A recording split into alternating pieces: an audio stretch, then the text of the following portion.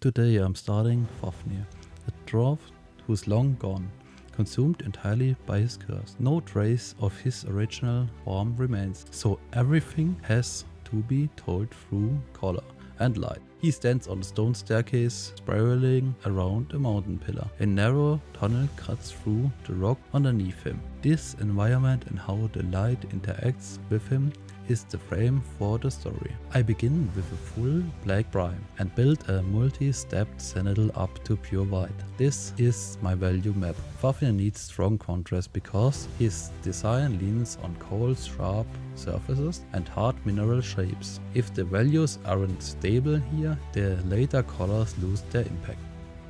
All crystals on the base get a clean solid white. It's low, but I need that purity because the glow later depends on it. These crystals are the anchor of the curse energy running through the model.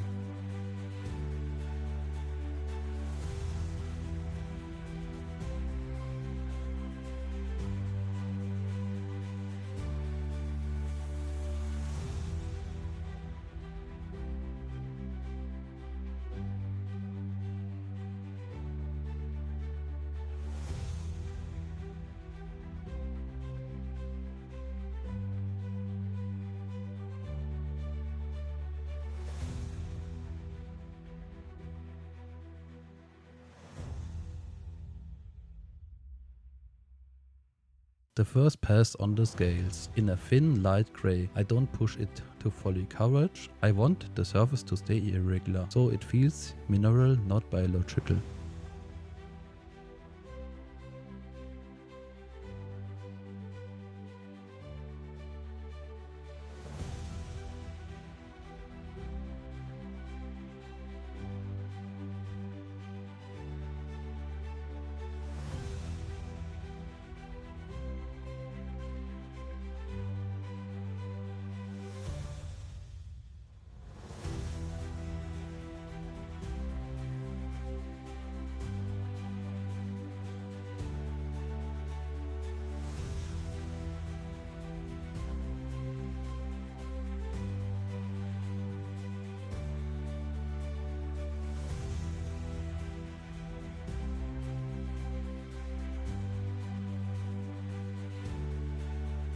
Here the crystal reversed their first green tint. This established the curse as something external and unnatural. Their color is the visual opposite of the cold scale, and the tension between both carries the theme.